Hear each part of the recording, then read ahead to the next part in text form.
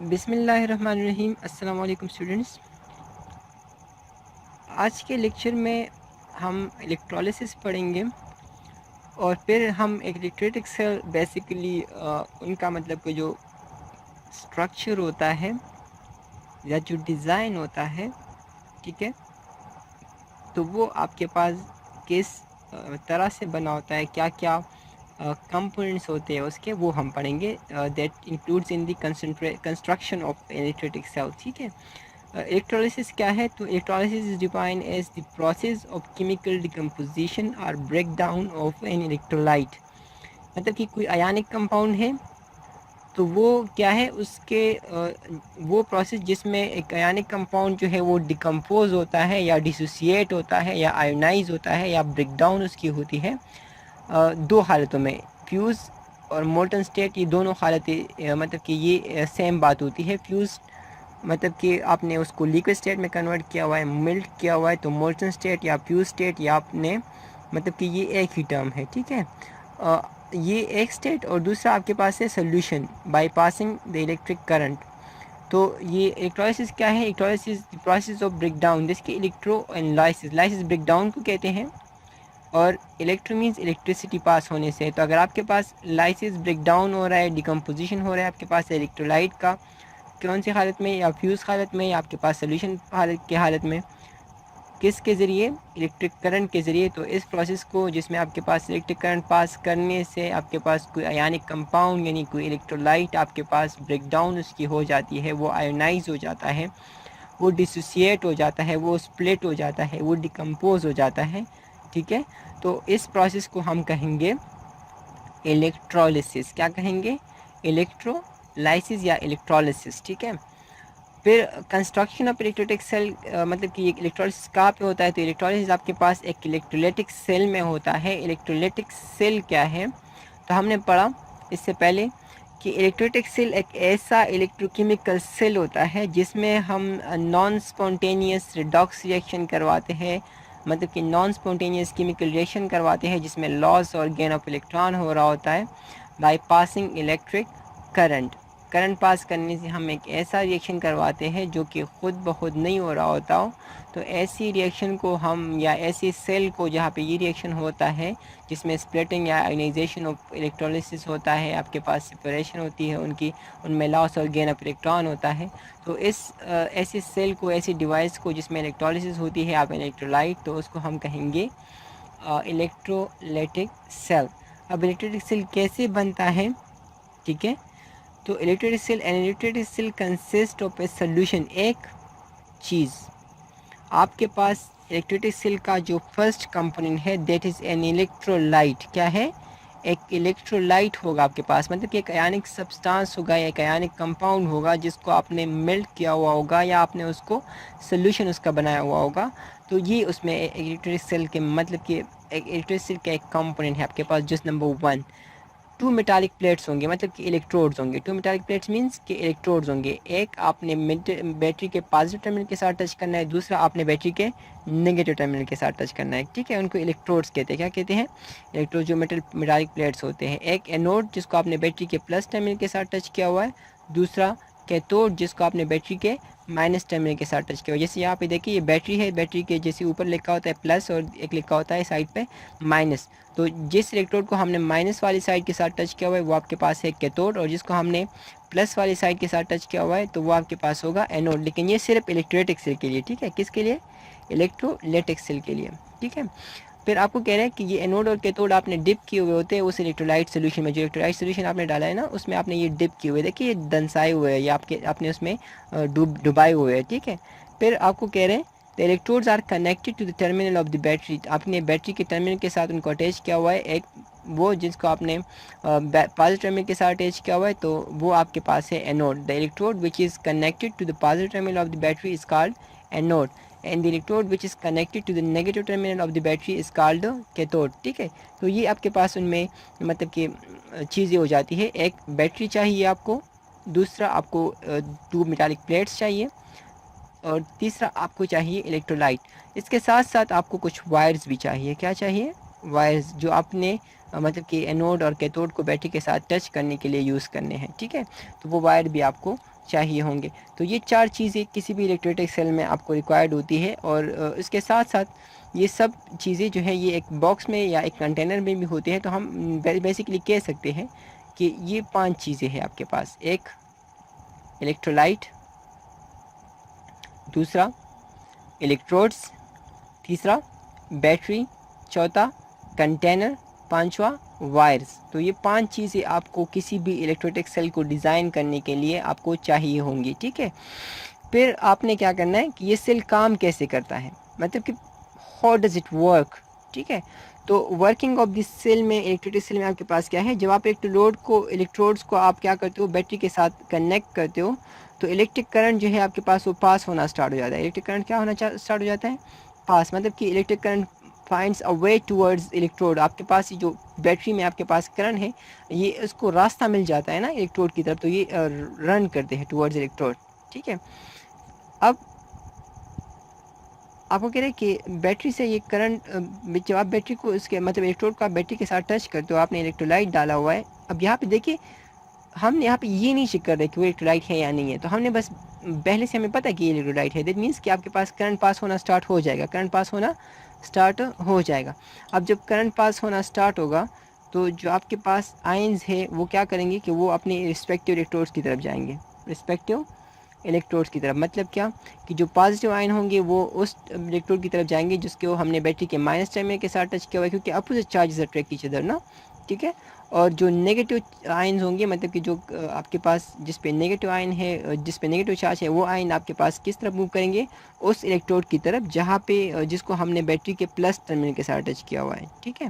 تو یہ آپ کے پاس آپ کو بتایا جائے رسپیکٹیو الیکٹروڈ کا مطلب یہ ہوگا کہ positive ion will move towards cathode and negative آئن جو ہے وہ ول مووز ٹورڈ اینوڈ. ٹھیک ہے. اور ہم اینوڈ اور کیتھوڈ کے بارے میں ویسے ہی پڑھ چکے کہ اینوڈ آپ کے پاس وہ الیکٹروڈ ہوتا ہے جس کو آپ نے بیٹری کے پلس ٹرمینل کے ساتھ ٹچ کیا ہوا ہوتا ہے، اور کیتھوڈ آپ کے پاس وہ الیکٹروڈ ہوتا ہے جس کو آپ نے بیٹری کے نیگیٹو ٹرمینل کے ساتھ ٹچ کیا ہوا ہوتا ہے. ٹھیک ہے. پھر آپ کو بتایا جا رہا ہے آگے کہ دا انائنز لائبریٹ الیکٹران، جو مائنس مطلب کہ آپ کو میں نے بتایا نا کہ جو نیگیٹو آپ کے پاس آئنز ہوتے ہیں، جیسے کہ فرض کریں ہم نے یہاں پہ سوڈیم کلورائڈ ڈالا ہے تو پہلے انہیں آپ کے پاس جیسے سولوشن آپ بناتے ہو تو یہ آئنائز ہو جائیں گے، انہیں پلس بن جائے گا، سی ایل مائنس بن جائے گا. اور جو آپ کرنٹ پاس کرنا اسٹارٹ کرو گے تو یہ جو سی ایل مائنس ہے یہ اینوڈ کی طرف آئے گا، جو ان اے پلس ہے یہ کیتھوڈ کی طرف آئے گا. اب سی ایل یعنی کلورین کا جو نیچر ہے وہ کیا ہے، الیکٹران گین کرنا. الیکٹران گین کرنا. سوڈیم کا جو نیچر ہے وہ کیا ہے، الیکٹران لاس کرنا. کیونکہ being a metal it is electro positive, یہ کیا کرے گا، میٹل ہے تو یہ الیکٹران لاس کرے گا، خود پہ پازیٹیو چارج لائے گا. کلورین نان میٹل ہے، یہ الیکٹران گین کرے گا اور خود پہ نیگیٹیو چارج لائے گا. ٹھیک ہے. یہ آپ نے یاد رکھنا ہے. تو انائنز جو آپ کے پاس ہوتے ہیں یہاں پہ دیکھیے کلورین کا نیچر ہے الیکٹران گین کرنا، لیکن جب یہ اینوڈ کی طرف آتا ہے تو اینوڈ پہ پلس چارج ہونے کی وجہ سے یہ اپنا الیکٹران یہاں پہ لاس کر رہا ہے. اب دیکھیے اگینسٹ نیچر آف کلورین ہو رہا ہے نا، تو اس وجہ سے ہم کہتے ہیں یہاں پہ کہ یہ نان اسپونٹینیس ہے. کیا ہے یہ ریئیکشن، نان اسپونٹینیس. ٹھیک ہے. کلورین الیکٹران نارملی لاس نہیں کرتا، لیکن ہم یہاں پہ ان سے لاس کروا رہے ہیں. تو اس وجہ سے ہمیں ایک اتھارٹی چاہیے ہوتی ہے، جیسے کوئی جج ہوتا ہے نا، جو یہاں پہ بیٹری آپ کے پاس وہ جج ہے. ٹھیک ہے. جو کہ انصاف کرا رہی ہے، سوڈیم سے جو الیکٹران کلورین لے چکا ہے وہی الیکٹران وہ کلورین سے واپس لے کے سوڈیم کو دے رہا ہے. ٹھیک ہے. تو یہ جو انصاف کرنے والا ہوتا ہے نا اس کے لیے ایک منصف چاہیے ہوتا ہے. تو وہ منصف آپ کے پاس یہاں پہ بیٹری ہے. جو جج چاہیے ہوتا ہے وہ آپ کے پاس کیا ہے، بیٹری ہے آپ کے پاس یہاں پہ. ٹھیک ہے. پھر these electron pass through the outer circuit, جو الیکٹران یہاں پہ کلورین لاس کر لیتا ہے اینوڈ پہ، تو وہ الیکٹران اب دیکھیے لاس آف الیکٹران ہو رہا ہے اینوڈ پہ. اینوڈ پہ کیا ہو رہا ہے، لاس آف الیکٹران. اور میں نے آپ کو اینوڈ کی ڈیفینیشن میں بتایا تھا کہ وہ الیکٹروڈ جہاں پہ لاس آف الیکٹران یعنی آکسیڈیشن ہوتا ہے، کیا ہوتا ہے، آکسیڈیشن اکر ہوتا ہے، تو اس کو ہم کہیں گے اینوڈ. کیا کہیں گے، اینوڈ. ٹھیک ہے. اب یہ الیکٹران جو یہاں پہ لاس ہوئے یہ اس سرکٹ کے تھرو یہاں پہ آئیں گے. اس سرکٹ کے تھرو کہاں پہ آئیں گے، یہاں پہ. ٹھیک ہے. اب یہاں پہ آتے ہوئے چونکہ یہاں پہ آپ کے پاس جو مطلب کہ پازیٹیو آئن آ چکے ہوئے کیتھوڈ کی طرف، ٹھیک ہے، اس کو کہہ رہے ہیں کہ these electron pass through the outer circuit towards the cathode, یہ کیتھوڈ کی طرف آئیں گے. دی کیٹائنز وچ سراؤنڈز دی کیتھوڈ، یہ جو کیٹائن ہے آپ کے پاس پلس آئن وہ جو کیتھوڈ کے ارد گرد موجود ہے، تو وہ کیا کریں گے، کنزیوم دوز الیکٹران. یہ ان الیکٹران کو کنزیوم کر رہے ہیں، مطلب یوز کر رہے ہیں. کیا کر رہے ہیں، यूज़। तो मुसलसल यहाँ से इलेक्ट्रॉन खींच रहे हैं और यहाँ पे वो यूज़ हो रहे हैं, यहाँ पे से खींच रहे हैं, यहाँ पे यूज़ हो रहे होते हैं, ठीक है। तो the cation which surrounds the cathode आपको कह रहे हैं कि वो इन इलेक्ट्रॉन को यूज़ करें, hence the number of electron loss is always equal to the number of electron gain. जो इलेक्ट्रॉन यहाँ पे लॉस हो रहे हैं उतनी ही इलेक्ट्रॉन यहाँ पे गेन भी हो रहे हैं, ठीक है। तो ये लॉस और गेन ऑफ इलेक्ट्रॉन ये क्या होंगे, इक्वल होंगे, क्या होंगे, इक्वल, ठीक है। अभी आगे देखिए, तो नंबर ऑफ इलेक्ट्रॉन गेन और number of electron loss equal है। बैटरी यहाँ पे क्या कर रही है, battery can be thought as an electron pump. Battery यहाँ पे एक इलेक्ट्रॉन पम्प की तरह काम कर रही है, मतलब मैंने आपको ना जैसे जज होता है ना, एक से चीज़ लेके दूसरे को दे रहा है। जैसे कि आप फर्ज करें दो भाई हो घर पे, दो बहन भाई हो, और आपके कोई झगड़ा हो जाता है, आप में से जो एक है जो कि मतलब कि वो क्या कहते हैं पश्चिम में ज़्यादा खोर, ठीक है, मतलब जो वो शरीर सा बच्चा होता है ना, वो जो बहनों से या भाई से कोई चीज़ छीन लेता है, ठीक है। अब आपने मतलब कि उनसे छीन लिया हुआ है। अब अगर आपके बाबा आते हैं और वो आपसे वो लेके वापस आपकी वो सिस्टर या ब्रदर को दे रहे होते हैं, दैट मीन्स कि यहाँ पे बाबा जो है वो आपके पास जज यानी बैटरी की तरह काम कर रहे हैं, ठीक है। वो पंप की तरह काम कर रहे हैं जो इंसाफ करवा रहे हैं, ठीक है। तो आपको यही बताया जाए कि बैटरी यहाँ पे क्या कर रहा है, एक इलेक्ट्रॉन पंप की तरह काम कर रहा है। मतलब जो इलेक्ट्रॉन आ रहे हैं ये खुद ही रिएक्शन से आ रहे हैं, मतलब कि क्लोरीन इलेक्ट्रॉन लॉस कर रहा है, वो इलेक्ट्रॉन वही इलेक्ट्रॉन आपके पास सोडियम गेन कर रहा है। लेकिन बैटरी का काम क्या है, वो इलेक्ट्रॉन एनोड से लेकर कैथोड की तरफ मूव करना, ठीक है। तो ये आपके पास क्या है कि ये इलेक्ट्रॉन पंप की तरह काम कर रहा है, जो कि सिमल्टेनियसली मतलब एक साथ यकदम, ठीक है। सिमल्टेनियसली मीन यकदम, मैंने आपको बताया ना कि इस यूनिट में आप ये दो टर्म बहुत यूज़ करोगे, सिमल्टेनियसली एंड स्पॉन्टेनियसली।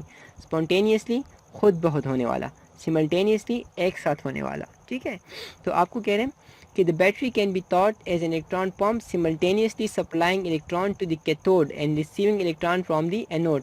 बैटरी एक इलेक्ट्रॉन पंप की तरह काम कर रहा है, जो कि एक साथ आपके पास क्या करे, दो प्रोसेस कर रहा है। एक एनोड से इलेक्ट्रॉन ले रहा है और कैथोड को इलेक्ट्रॉन दे रहा होता है, ठीक है। तो ये दो प्रोसेस ये कर रहा होता है। फिर आप कह रहे हैं the anions moves towards anode, आपके पास जो एनाइन है वो एनोड की तरफ जाएंगे, जो नेगेटिव आयन है वो एनोड की तरफ जाएंगे। वहाँ पे ये अपने इलेक्ट्रॉन क्या करेंगे, डिस्चार्ज करेंगे, लूज़ करेंगे, अपने इलेक्ट्रॉन देंगे वापस, क्योंकि इस पे नेगेटिव चार्ज होता है ना, तो वो नेगेटिव चार्ज या वहाँ पे ख़त्म हो जाता है। तो इसलिए यहाँ पे लिखा हुआ है डिस्चार्ज। डिस्चार्ज मीन चार्ज का ख़त्म हो जाना। देयर वहाँ पे ये डिस्चार्ज होंगे। 10 जो ऑक्सीडेशन आपके पास अगर होगा, क्योंकि electron loss is called oxidation, loss of electron is called oxidation. जो कैटायंस होंगे वो कैथोड की तरफ आएंगे, वहाँ पे वो इलेक्ट्रॉन गेन करेंगे और आपके पास क्या होगा, रिडक्शन अकर होगा, ठीक है। तो फॉर एग्जांपल मैंने इलेक्ट्रिक करंट, यही आपके पास वो एनोड और कैथोड की डिफिनीशन में हो जाती है कि वो इलेक्ट्रोड जहाँ पे ऑक्सीडेशन अकर होता है दैट वुड बी एनोड, वो इलेक्ट्रोड जहाँ पे रिडक्शन अकर होगा दैट वुड बी कैथोड, ठीक है।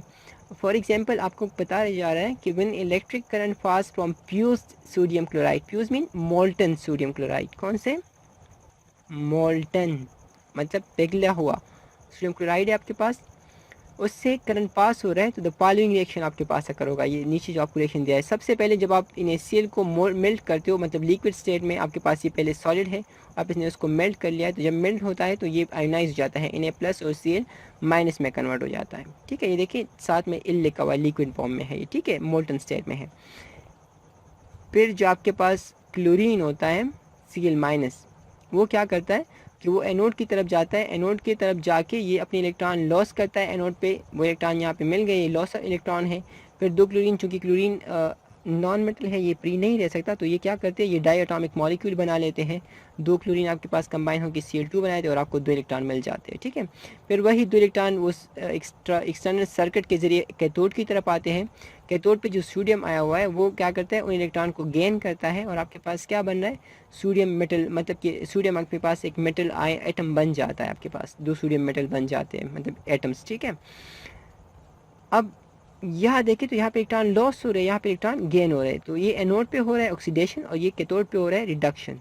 फिर ओवरऑल रिएक्शन में हम इन दोनों को ऐड करते हैं, क्या करते हैं, ऐड। दो चीज़ें, वो चीज़ें जो दोनों में सेम है वो हम कट करते हैं, जैसे कि यहाँ पे दो इलेक्ट्रॉन यहाँ पे भी है, दो इलेक्ट्रॉन यहाँ पे भी है, बाकी जो रह जाते हैं वो हम लिख लेते हैं। जैसे यहाँ पे क्या रह गया है, 2Cl-, यहाँ पे क्या रह गया है, 2Na+, तो हमने लिखा 2Na+ + 2Cl-, ये इस साइड पे है। एरो के इस साइड पे क्या रह गया है, 2Na और Cl2, तो ये हम इसको हम ओवरऑल रिएक्शन कहते हैं, या इसको हम नेट रिएक्शन कहते हैं। नेट जिसको हम उर्दू में साफ़ी बुलाते हैं ना, साफ़ी। साफ़ी मतलब क्या होता है, जैसे कि आपके पास آپ ایک بوری لیتے ہو اور اس میں آپ چاول ڈالتے ہو، ٹھیک ہے، پھر آپ کو کہتے ہو نا کہ اس کا نیٹ وزن اتنا ہے. نیٹ وزن مطلب یہ ہوتا ہے کہ اس میں سے آپ بوری کا وزن نکال لو. جیسے بوری پر اس کریں 100 گرام ہے تو آپ 100 گرام نکال کے آپ کہو کہ یہ اس کا نیٹ وزن ہے، مطلب کہ وہ 100 گرام ہم نے نکال لیا ہوا ہے، یہ اس کا، تب یہ جو مطلب اس میں جو چاول ہے وہ پیور اتنے ہیں آپ کے پاس، ٹھیک ہے. تو یہ آپ نے یاد رکھنا ہے. کلیئر؟ یہاں تک آج کے لیکچر میں کافی ہے. نیکسٹ لیکچر میں ہم انشاءاللہ پڑھیں گے methods for recovering of metals from its اور. Basically it is an application of الیکٹرولیٹک cell. الیکٹرولیٹک cell کا ایک اپلیکیشن ہے جس میں ہم میٹل کو اور میں سے، مطلب جو خام دھات ہوتا ہے آپ کے پاس، جو کمبائنڈ فارم آف میٹلز ہوتے ہیں، ان میں سے میٹل کو آئسولیٹ کرنا، ان کو یوزیبل بنانا، ان کو مطلب کہ پیور بنانا، یہ ہم اسی الیکٹرولیٹک سیل کو یوز کرتے ہوئے کر سکتے ہیں، ٹھیک ہے. That is call الیکٹرولیٹک refining of metals, ٹھیک ہے. وہ ہم انشاءاللہ نیکسٹ لیکچر میں پڑھیں گے. تب تک کے لیے اللہ حافظ.